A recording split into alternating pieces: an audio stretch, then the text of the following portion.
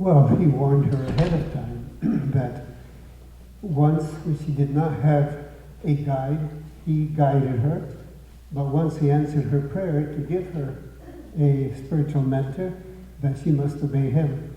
Mm-hmm. And so she did it. The power of obedience. Correct. Very good.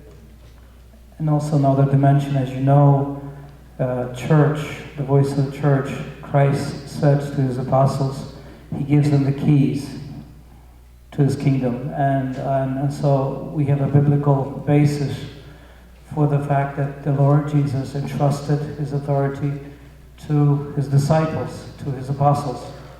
He who hears you hears me. That's one aspect. And I think the second one is that, as you know, Christ and the church are one. When it comes to our faith, Christ uses the church. He speaks, we are the bride. He's at the head of the church. And so it has always been, when Christ speaks in a private revelation, he always asks the person who is the recipient always to be guided by the church.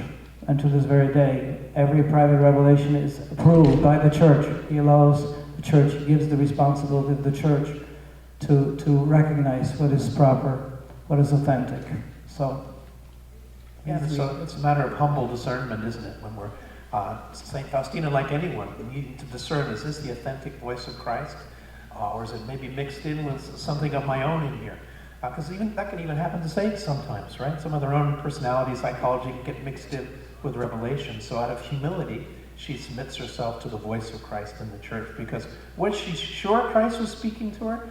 Yeah, but when you have the voice of the church, then you're really sure, and there's also clarification of the message too.